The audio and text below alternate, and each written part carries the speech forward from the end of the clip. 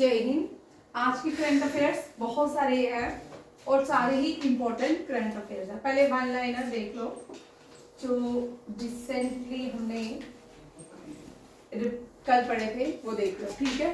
Prime minister ने 13 kilometre और दिल्ली गाजियाबाद मेरठ नमो Bharat corridor का इनॉग्रेशन किया, ठीक है। कितने किलोमीटर है ये? 13 किलोमीटर दिल्ली गाजियाबाद नमो भारत कॉरिडोर का inauguration prime minister Narendra Modi ने किया। तेलंगाना के फार्मर्स को एक स्कीम प्रोवाइड की जाती है और उस स्कीम का नाम है रथो भरोसा। 12,000 पर एकड़ एनुअल ये स्कीम जो है फार्मर्स को इसकी अमाउंट दी जाती है। 18 प्रवासी भारतीय दिवस जो है इस साल कहाँ पे होगा? भुवनेश्वर में, ओडिशा में मनाया जाएगा। राजीव रंजन ने लॉन्च किया भारत का पहला ऑर्गेनिक फिशरीज क्लस्टर इन सिक्किम। ये भी याद रखिएगा, कल हम पढ़ चुके हैं डिटेल में, ये नहीं किया। अब ये 5 क्वेश्चन नहीं है। ये जो है वर्ल्ड की ओल्डेस्ट फीमेल थी, लास्ट ईयर डिक्लेयर किया गया था one oldest female of the world और गिनीज बुक रिकॉर्ड में था। अब ये 116 की हुई थी तो she was passed away. Maharashtra government ने 15 डे कंपेनिंग लॉन्च किया, रीडिंग कंपेनिंग। ये कंपेनिंग क्या थी? रीडिंग कंपेनिंग, ये भी याद गया। ब्लिंकिट ने अपना पहला 10 मिनट एम्बुलेंस सर्विसेज कहाँ लॉन्च किया? गुरुग्राम में। पाकिस्तान जो है from January 1 he get the membership of United States Security Council, ठीक है। ये भी याद, ठीक है। 2 ईयर टेन्योर होता है। सिक्योरिटी काउंसिल आप सबको पता है, इसमें 5 परमानेंट मेंबर होते हैं, 10 जो होते हैं वो क्या है? Non permanent members. ध्यान से सुनिए, क्वेश्चंस सारे के सारे ही इंपॉर्टेंट है, ठीक है। और रिसेंटली कौन सा देश सेकंड मोस्ट टारगेट नेशन बना है आफ्टर यूएसए, ठीक है, जिसपे सबसे ज्यादा साइबर अटैक किए जाते हैं। ये रिपोर्ट दी है क्लाउड 8 ने, याद रखिएगा। क्लाउड सेक बोलते हैं, क्लाउड सेक भी बोल सकते हैं, ठीक है। और याद रखिएगा इंडिया फर्स्ट नंबर पे यूएसए, सेकंड रैंकिंग पे इंडिया, थर्ड पे इजराइल। ये तीनों चीजें ही याद रखिएगा। अब हमने ये नहीं पढ़ना कि फर्स्ट सेकंड थर्ड, जो इंपॉर्टेंट पॉइंट्स हैं उस पे आते हैं। United nation most targeted nation है विद 114 अटैक। इसकी इकोनॉमिक्स पावर डिजिटल इंफ्रास्ट्रक्चर पे किया गया। 140 अटैक हुए हैं, वो इकोनॉमिक पावर और डिजिटल इंफ्रास्ट्रक्चर पे किए गए। इजराइल जो है थर्ड मोस्ट इफेक्टेड कंट्री है, 57 एंटिटीज पे इसके अटैक किए गए हैं। जबकि geopolitical tension, due to geopolitical tension, ये हम सबको पता है इजराइल में चल रही है। इंडिया सबसे ज्यादा दुनिया में अटैक करने वाला देश जो है सेकंड नंबर पे भारत है। 95 एंटिटीज जो है साइबर थ्रेट्स। अब देखिए कौन कौन सी ये एंटिटीज जो है किस किस फील्ड में कितने अटैक किए गए हैं भारत के। फाइनेंस एंड बैंकिंग सेक्टर में, ठीक है, फाइनेंस एंड बैंकिंग सेक्टर में 20 लोग जो है इसमें क्या हुए? इंक्लूड हुए हैं, ठीक है। गवर्नमेंट सेक्टर में 13 विक्टिम्स थे और टेलीकम्युनिकेशन में 12, health care and pharma and education sector में 10 एंड 9 रिस्पेक्टिवली, ठीक है। मेजर जो ब्रीचेस रहे वो 850 मिलियन भारत का रिकॉर्ड है। इंडियन सिटीजन का डाटा जो है लीक हुआ है। कौन कौन सी साइट से लीक हुआ है देखिए, hitech group, star health, allied insurance customer data, 2 TB of data और टेलीकम्युनिकेशन कंसल्टेंट इंडिया। इन सब से सबसे ज्यादा डाटा लीक हुआ है और 850 मिलियन रिकॉर्ड बना है। ये सारे पॉइंट्स इंपॉर्टेंट है और ये यही पॉइंट्स जो है आपको एग्जाम में पूछ सकते हैं, क्योंकि आज का असर्शन और रीजनिंग के अकॉर्डिंग करंट अफेयर भी आता है। तो ये सारे के सारे पॉइंट्स आपको याद रखने हैं, ठीक है। सारे मैंने आपको दे दिया है, कितने एंटिटीज हैं याद रखिएगा। भारत, इजराइल का 57, यूनाइटेड स्टेट का 140 और भारत का 95। कितना है? 95। और सबसे ज्यादा जो हैकिंग हुई है वो किस किस की हुई है? Star health, hitech group, allied insurance customers data and 2 TB of data from telecommunication consultant India. ये भी आप देखिए नेक्स्ट क्वेश्चन देखिए, भारत ने अपना पहला आयुर्वेदिक डायग्नोस्टिक डिवाइस बनाया है। ये भारत का पहला आयुर्वेदिक डायग्नोस्टिक डिवाइस है जिसको अप्रूवल दिया है central drug standard control organisation ने। किसने अप्रूवल किया है? Central drug standard control organisation. और भारत की पहली आयुर्वेदा डायग्नोस्टिक डिवाइस का नाम है नाड़ी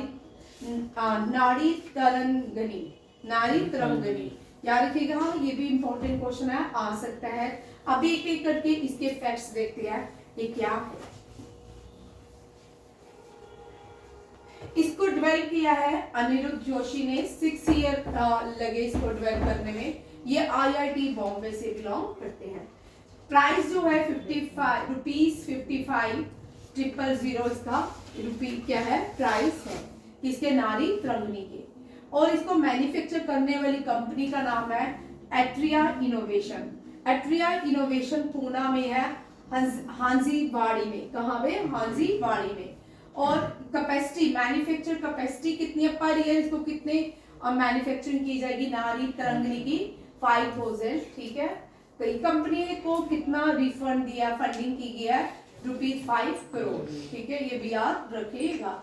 और प्रोसेस, इसको जब ये प्रोसेस में जा रहा था CDSCO के, तो कितने 25,000 इंडिविजुअल्स की टेस्टिंग की गई और रिपोर्ट सबमिट की गई। रिपोर्ट जो सबमिट की गई 10 पेजेस की थी। कितनी थी? 10 पेजेस की थी। नाड़ी तरंगनी का advance artificial intelligence powered pulse diagnostic device है, ये भी याद रखिएगा। अभी बहुत है इसके बारे में। ठीक है, देखो ये मैंने पॉइंट्स हाईलाइट कर दिए इसलिए इजी हो जाएगा आपको। नाड़ी तरंगनी 10 पेजेस रिपोर्ट्स जिसमें 12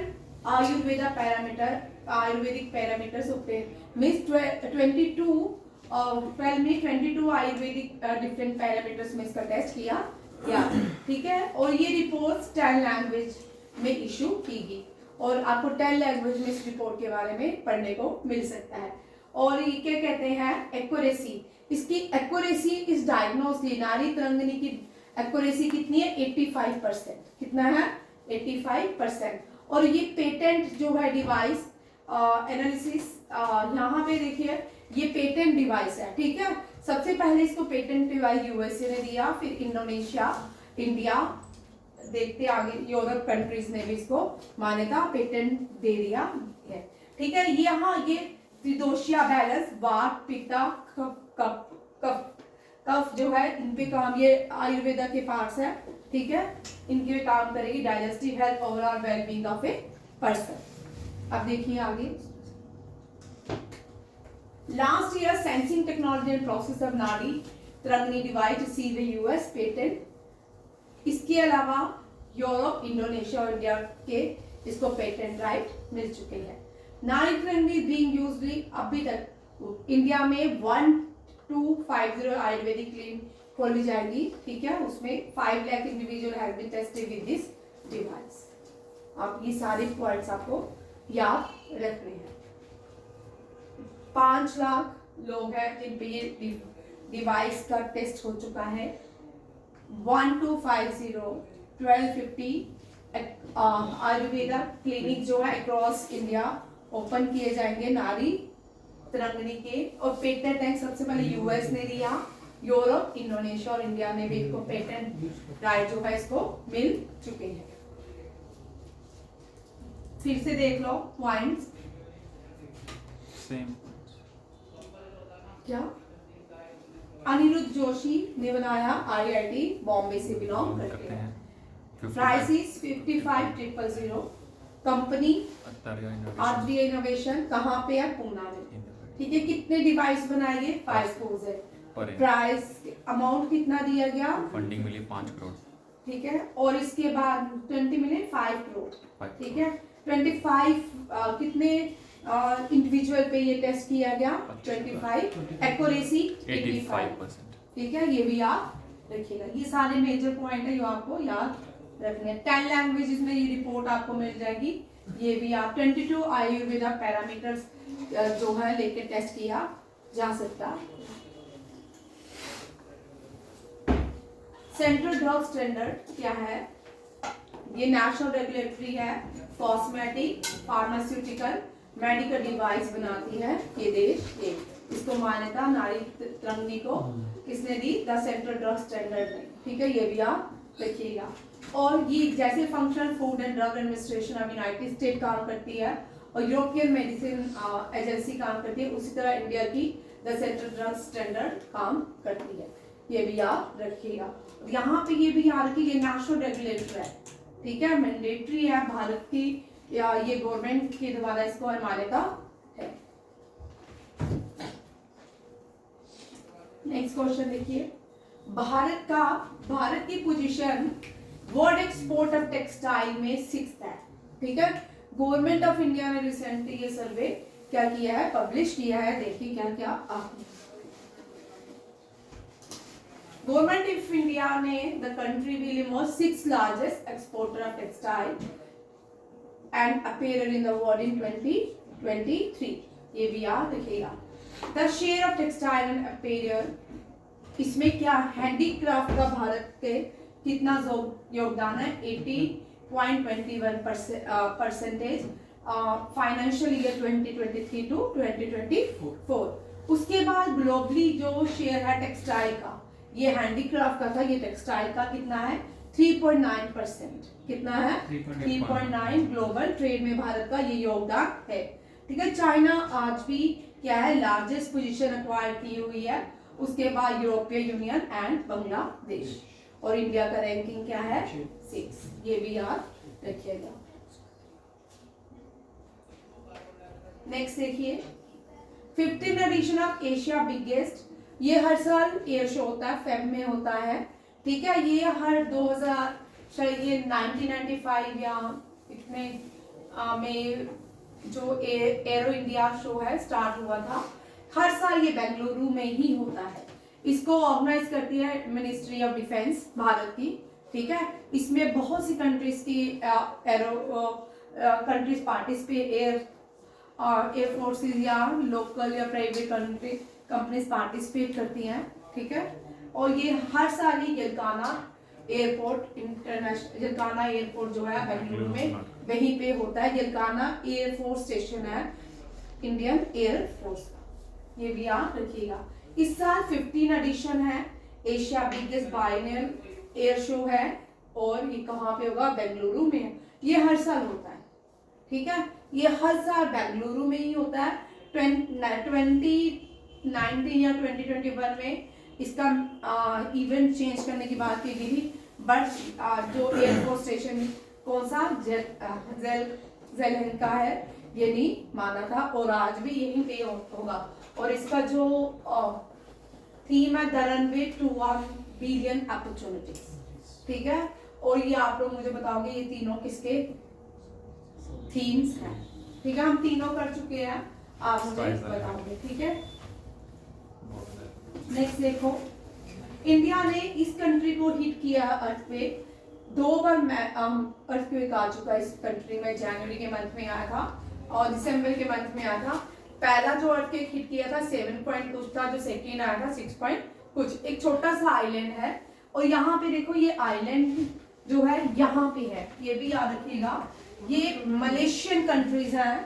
ठीक है, ये ऑस्ट्रेलिया, ये कॉन्टिनेंट कौन सा है? ऑस्ट्रेलिया। ठीक है, ऑस्ट्रेलिया के साथ ये लाई कर रहा है, इनको मलेशियन कंट्रीज बोलते हैं।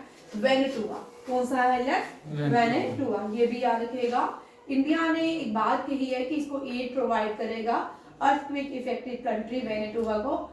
कितने डॉलर्स? $5 बिलियन। मिलियन, हाँ मिलियन नहीं, बिलियन नहीं लगना ना, अभी यहाँ होता है। ठीक है, यहाँ देखो, वेनेटुआ की कैपिटल है Port Vila, prime minister Charlot Salwai currency vatu. Vanuatu एक आइलैंड नेशन है साउथ वेस्टर्न पैसिफिक ओशन के ऊपर। इसमें 13 मेन आइलैंड भी हैं और कुछ छोटे आइलैंड भी हैं। ये 800 किलोमीटर वेस्ट फिजी से 800 किलोमीटर ये लाई करता है, और ऑस्ट्रेलिया से 1770। आपने देखा होगा फिजी, पहले जब भारत के लोगों को जितने प्लांटेशन करने के लिए फिजी आइलैंड में भी ले जाते थे। ठीक है। भारत के जो पुअर लोग होते थे उनको यहाँ पे फोर्सफुली लेके प्लांटेशन के लिए या स्लेवरी करवाने के लिए ले जाते थे और लोग वहीं बच जाते क्योंकि उनके पास कोई सोर्स नहीं होता था वापस आने का। फिजी में जो उसकी ऑफिशियल लैंग्वेज है वो हिंदी है। फिजी की ऑफिशियल लैंग्वेज हिंदी है। Last year prime minister Narendra Modi को भी फिजी का हाईएस्ट सिविलियन अवार्ड मिल चुका है और president of India Droupadi Murmu को भी फिजी का हाईएस्ट सिविलियन अवार्ड मिल चुका है। जो यहाँ के पहले प्रेसिडेंट थे वो भी इंडियन ओरिजिन से थे। यहाँ पे दो तरह की पॉपुलेशन पाई जाती है, एक तो जो वहाँ के ओरिजिनल फिजियन है, दूसरी जो है एथनिकल इंडियंस पाए जाते हैं। ठीक है। अगर आपने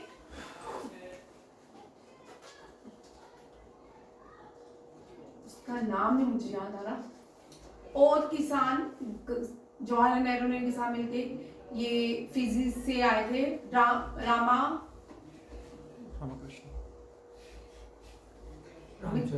रामचंद्रन, हाँ रामचंद्रन, ये फिजियन से आए थे।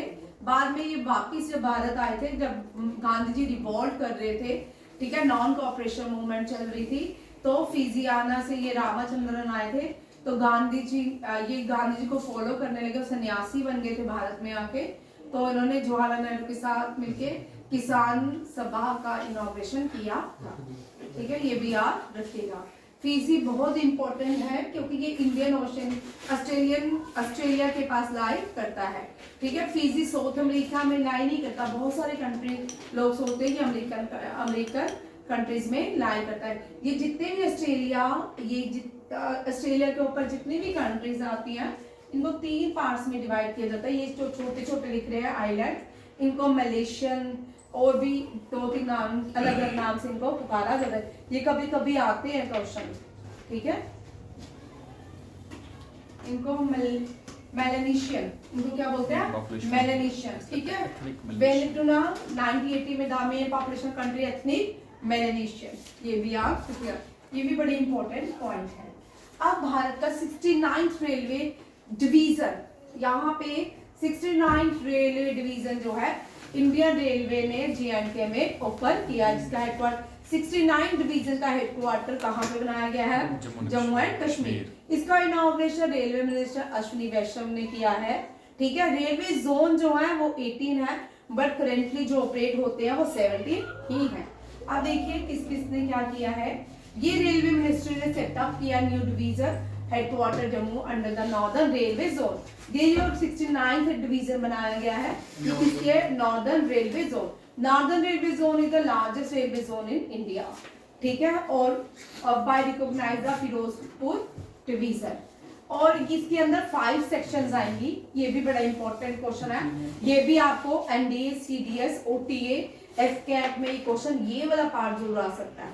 ठीक है, उधमपुर रेलवे स्टेशन का नाम है कैप्टन तुषार महाजन, ये भी इसी डिवीजन में आएगा। श्रीनगर बारामूला, भोगपुर सिरवल पठानकोट, बाटला पठानकोट एंड पठानकोट जोगिंदर नगर, ये सारे northern railway Jammu and Kashmir 69 division के अंदर आएंगे। ये भी याद रखिएगा, ये भी क्वेश्चन आपको आ सकते हैं।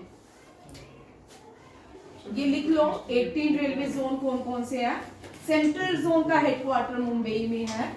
ईस्टर्न जोन का ये आपको याद करना पड़ेगा, ये सारे के सारे याद करने पड़ते हैं। पहले हम पूरे के पूरे याद करते थे, अब आप बड़े हो गए हो, मैं छोटे हो गई हूँ, तो इसलिए याद नहीं करना पड़ता। ठीक है, central railway zone Mumbai, eastern railway zone Kolkata, east central railway Hajipur, east coast railway, 4 zone याद रखिए ये। ठीक है, नॉर्दर्न रेलवे का न्यू दिल्ली है। ठीक है, नॉर्थ सेंट्रल रेलवे का इलाहाबाद है। नॉर्थ ईस्ट कल भी मैंने मना किया, फोन नहीं यूज किया कर, गोरखपुर। नॉर्थ फ्रंटियर रेलवे का गुवाहाटी में है। ठीक है, ये सारे रेलवे जोन है, आपको ये सारी जगह से मिल जाएंगे, ऐसा नहीं है कि नहीं मिलेंगे। 4 जोन याद रखिए, इस तरह है। ठीक है, ये नॉर्थ में न्यू दिल्ली में है, साउथ में चेन्नई में है, तमिलनाडु में है। ठीक है, वेस्ट में मुंबई में है और ईस्ट में बंगाल में है। ये 4 जो है, ठीक है, ये रेलवे जोन के हेडक्वार्टर है। 4 आपको मेन याद रखने हैं। ओनली जो सबसे फीमेल जो रेलवे जोन चलाती है रेलवे, लाथूर का जो रेलवे जंक्शन है वो पूरा फुल्ली ही फीमेल ऑपरेट करती है। ये भी यार महाराष्ट्र में ही है, ठीक है। इंडिया की जो पहली रेलवे रेल चली थी उसको दक्षिण क्वीन कहते हैं। क्या कहते हैं? दक्षिण क्वीन जो है थाने टू पूना चली थी, याद रखिएगा। इंडियन रेलवे को इंट्रोड्यूस किया था लॉर्ड डलहौजी ने, ठीक है। इंडियन रेलवे के 18 जोन है, 17 फंक्शन है और 18 अभी फंक्शन नहीं है, ठीक है। मैंने ये 17 ही लिखे हैं। भारत की पहली अंडर मेट्रो रेल वो वेस्ट बंगाल में चलती है, ठीक है, ये भी याद रखिएगा। और भारत का सबसे बड़ा प्लेटफॉर्म, रेलवे प्लेटफॉर्म पहले गोरखपुर था, अब है हुबली जंक्शन कर्नाटका में, ये भी याद रखिएगा। कालिका रेलवे एक्सप्रेस जो है यूनेस्को वर्ल्ड हेरिटेज साइट भी, ठीक है। ये सारा याद रखने वाले क्वेश्चन ये है, आप सब इनको जानते हैं। लियोनेल मेसी को यूएस का सबसे बड़ा सिविलियन अवार्ड से सम्मानित किया गया है। ये जो है मेडल ऑफ फ्रीडम, ठीक है, लियोनेल मेसी को सम्मानित किया गया है और ये पहले फुटबॉलर बन जाते हैं जिनको इस मेडल से सम्मानित किया गया, मेसी को, ठीक है। अब देखो ये Argentina and Inter Miami captain Lionel Messi awarded the Presidential Medal of Freedom, the highest civil honor in the United States of America. And Lionel Messi के बारे में आप सबको पता है, मुझसे ज्यादा पता है, ठीक है। इसने 8 टाइम्स बैलून दी और अवार्ड जीता है, ठीक है। ये फीफा प्लेयर इन 2009 में डिक्लेयर किए गए थे। इन्होंने अर्जेंटीना के 3rd फीफा वर्ल्ड कप में कतर जो 2022 में हुआ था उसमें विक्ट्री दिलवाई थी अर्जेंटीना को। अर्जेंटीना जीता था? नहीं, अर्जेंटीना थोड़ी जीता था फीफा वर्ल्ड कप 2022। कौन जीता था? अर्जेंटीना, स्पेन नहीं जीता था। अच्छा, वो फीमेल जीती थी Spain. He won golden ball award in 2022। प्यार से ही बोल सकते हैं क्या? समझ आता है, ठीक है। Golden ball award in edition में given to the competition best player, ठीक है। 2026 चल साजन 2026 में फीफा वर्ल्ड कप कहाँ होगा? इंडिया में होगा, है ना। इंडियन टीम खेलेगी। चल आदित्य बोल 2026 में कहाँ होगा? चलो 2 में बता देती हूँ, मैक्सिको यूएसए। तीसरी आप बताओ।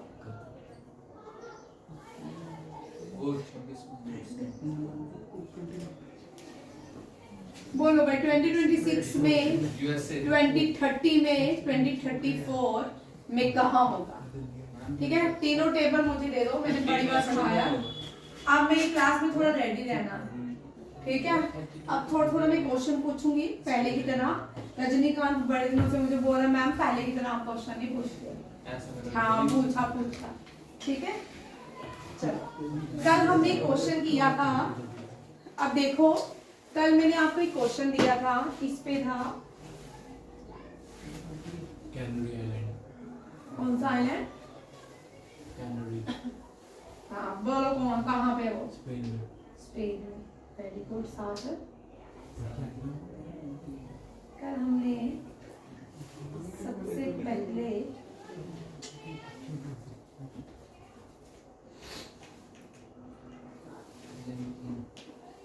ये से स्टार्ट किया था।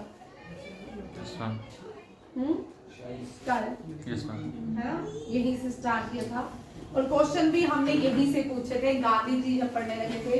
तो कल हमने 1905 से 1910 तक जितने इंडियन नेशनल कांग्रेस के प्रेसिडेंट थे उनकी बात की थी, ठीक है।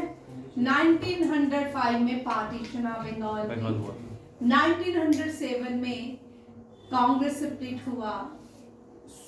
1911 में, जिसको सूरत सेशन कहते हैं, 1911 में कांग्रेस रीयूनाइट हुई।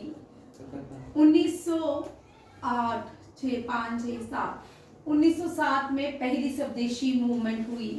ठीक है, पहली स्वदेशी मूवमेंट जब इनिशिएटिव लिया गया, who was the president of Indian National Congress? ये क्वेश्चन मैंने बोला रास बिहारी बोस। ठीक है, आज है ना, आप बोलो राज बोले, है ना? दादा भाई नौरोजी। कौन थे? दादा भाई नौरोजी। ठीक है, आपके पास ये शीट भी है, सर ने आपको पूरी की पूरी ये शीट दी हुई है। ठीक है, ये ज्ञान में भी आपको मिल जाएगी। सर ने आपको इंडिविजुअल भी दी हुई है, ये सर ने आपको एक एक क्वेश्चन करवाया हुआ है इसका। और भाई साथ में फर्स्ट स्वदेशी मूवमेंट जो हुई थी 1905 के बाद हुई थी। राज बिहारी बोस जो थे वो 2 बार इंडियन नेशनल कांग्रेस के प्रेसिडेंट लगातार बने और दोनों ही सूरत स्प्लिट था। ठीक है, उसमें एक्सट्रीमिस्ट और मॉडरेट जो थे वो उन्होंने कांग्रेस को 2 पार्ट। क्या दादा भाई नौरोजी, ये रहा ना दादा भाई नौरोजी 1906। क्या 7-8 में यही है ना बेटा, दास बिहारी बोस।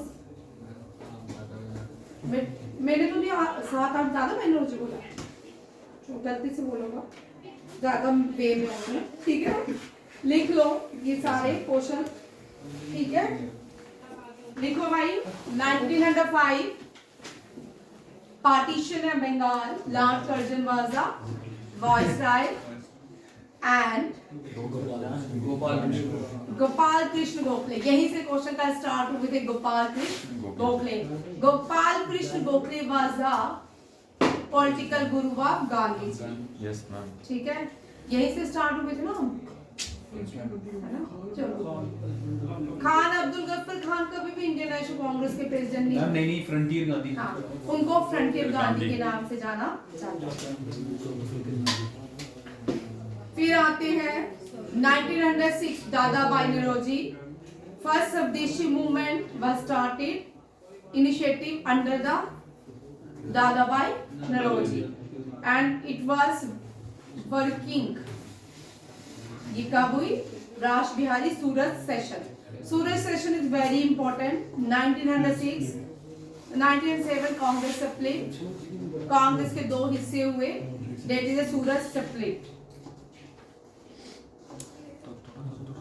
मदन मोहन मालवीय जो है, Hindustan Times of India, Times of India, बताओ भाई, हिंदुस्तान टाइम की टाइम्स ऑफ इंडिया पब्लिश करते थे मदन मोहन मालवीय।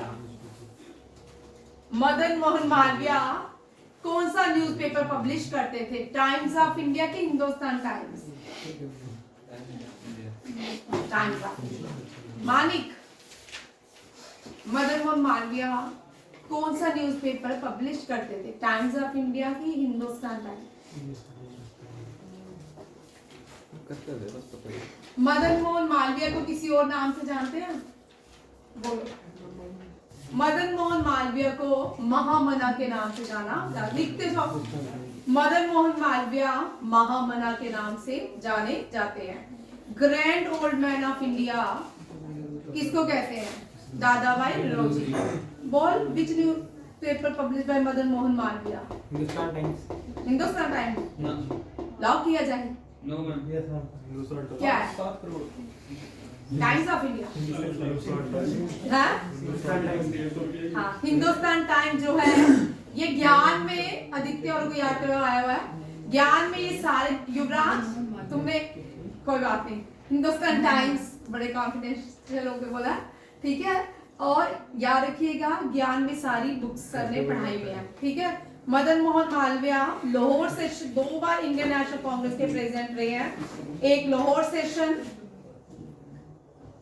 1909, 1909 में कुछ हुआ? 1909 में सेपरेट इलेक्टोरल नहीं, देखो वाराणसी सेशन। और 1918 दिल्ली में, दिल्ली के भी प्रेसिडेंट, इंडियन नेशनल कांग्रेस के president Madan Mohan Malaviya. Ras Behari Bose, founder of Indian Azad Hind Fauj. ठीक है, रास बिहारी बोस, फाउंडर ऑफ आजाद हिंद फौज। ठीक है, तुम मुझे खून दो मैं तुम्हें आजादी दूंगा, ये स्लोगन सुभाष चंद्र बोस ने कहाँ पे दिया?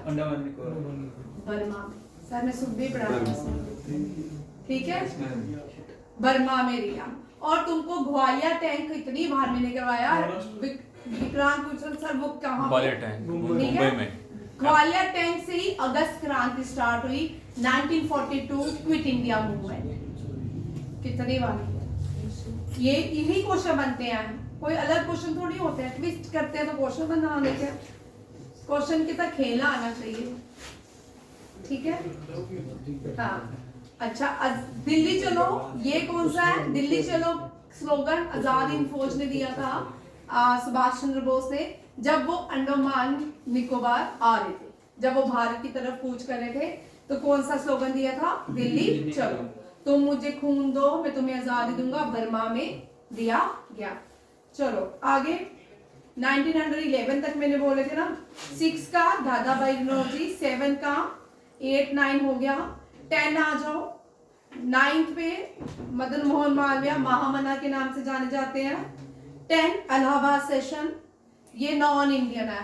इससे पहले जॉर्ज जूले जो 1888, ठीक है, 1888 George Yule was the first non Indian. ठीक है, और ये सेशन था इलाहाबाद सेशन। कौन था?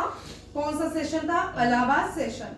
और उसके बाद अगेन नॉन इंडियन जो नहीं, हाँ अगेन नॉन इंडियन जो बने वो कोलकाता सेशन 19 नहीं सॉरी इलाहाबाद सेशन 1910। दिखते जाओ ना, टेबल आपके पास छोटा छोटा बन जाएगा, आपको यहाँ देगा। इनका नाम सर विलियम वेडरबर्न। ठीक है, सर विलियम वेडरबर्न, ये भी याद रखिएगा। फिर 1911 वेरी इंपॉर्टेंट, लॉर्ड हेडिंग और भीष्म नारायण धर जो थे, ये दोनों ही इंपॉर्टेंट है क्योंकि दिल्ली कैपिटल बनी थी 1911, कांग्रेस रीयूनाइट हुआ। ठीक है, और जो ल्यूटेन, जिसको ल्यूटेन की दिल्ली कहा जाता है, तब इसका इनॉग्रेशन हुआ था। और भारत की कैपिटल बंगाल से इन्होंने शिफ्ट की थी, कहाँ पे? दिल्ली, लॉर्ड। ठीक है, बंगाल कलकत्ता में ही है ना? हाँ ठीक है, और ये जो कलकत्ता जो था मुर्शिदाबाद, पहले इसकी कैपिटल मानी जाती। ठीक है, चलो एक और क्वेश्चन पूछा था मैंने, साजन चल दूसरे क्वेश्चन का आंसर दे। सुभाष चंद्र बोस कितनी बार इंडियन नेशनल कांग्रेस के प्रेसिडेंट बने? 2 बार। बोलो सेशन।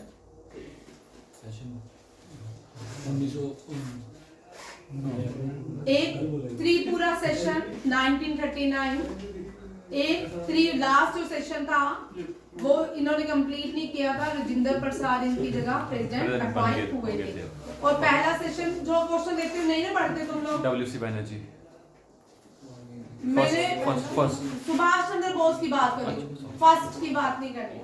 ठीक है, सुभाष चंद्र बोस 1938 हरपुरा सेशन, पहला सेशन हरपुरा सेशन है 1938, और फिर दूसरा है त्रिपुरा सेशन। ठीक है, Subhash Chandra Bose. Okay ma'am, okay. और आफ्टर इंडिपेंडेंस पहले इंडियन नेशनल कांग्रेस के प्रेसिडेंट कौन बने? कृपलानी नहीं है, लास्ट वाली थी, बिफोर इंडिपेंडेंस थी, आफ्टर इंडिपेंडेंस पी से कुछ नाम है, सीतारमैया ये चाहते थे, सीतारमैया। ठीक है, या पी सीतारमैया याद रखिएगा। पी और करंट कौन है इंडियन नेशनल कांग्रेस के प्रेसिडेंट? करंट खड़गे।